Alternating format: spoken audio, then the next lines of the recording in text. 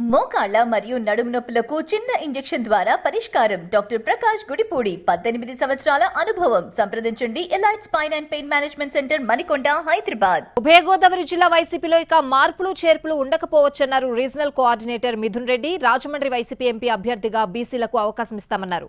కాపులకు కాకినాడలో టికెట్ ఇవ్వనున్నట్లు తెలిపారు. ఎన్నికల సమయంలో ఆశావాహుల్లో అసంతృప్తి రావడం సహజమేనంటున్న మిథున్ రెడ్డితో మా ప్రతినిధి Srinivas face to face.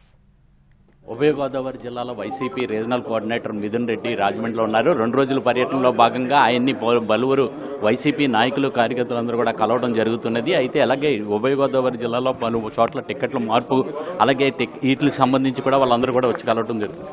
Sir, ఈ 2 రోజుల పర్యటన ఒక ముఖ్య ఉద్దేశం అంటే 30వ తేదీ జగన్మోహన్ రెడ్డి గారు ఉభయ గోదావరి జిల్లాలకు క్యాడర్ మీటింగ్ పెట్టబోతున్నారు. ఎలక్షన్కు ఒక సన్నాహక మీటింగ్ లాగా ఇది ఉండబోతోంది. సో ఈ మీటింగ్ అందరూ కూడా మొబిలైజ్ చేయడానికి, కార్యకర్తలందరూ కూడా తీసుకురావడానికి అందరూ ఎమ్మెల్యేలందరితో కూడా చర్చించడం జరిగింది.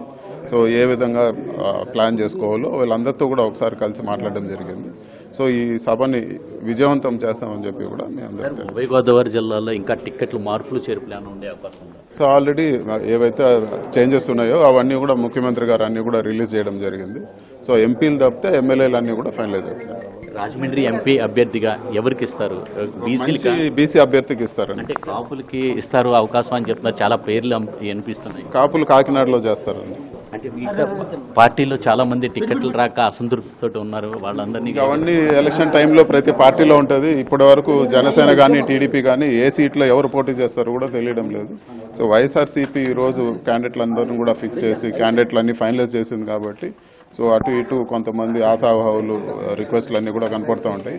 బట్ ఇప్పటి వరకు టీడీపీ కానీ జనసేన కానీ ఎక్కడ ఏ సీట్ పోటీ చేస్తారో కూడా తెలియని పరిస్థితి ఉంది వాళ్ళది.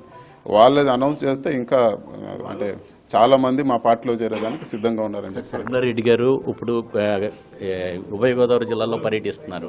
ఆవిడ పర్యటన వల్ల ఇక్కడికి ఏమన్నా నష్టం జరిగింది? వాళ్ళ పార్టీ వాళ్ళది, మా పార్టీ మాదండి. ఉభయ గోదావరి జిల్లాలకు సంబంధించి త్వరలోనే మొత్తం మార్పులు చేర్పులన్నీ కూడా మొత్తం దాదాపు పూర్తయినాయి అని చెప్తున్నారు. రాజమండ్రి ఎంపీ అభ్యర్థిగా కూడా బీసీలకు అవకాశం కల్పిస్తామని చెప్పడం జరుగుతున్నది. త్వరలోనే ఎప్పుడైతే మార్పులు చేర్పులు కారణంగా ఉన్న పార్టీలో ఉన్న అసంతృప్తులన్నీ కూడా త్వరలోనే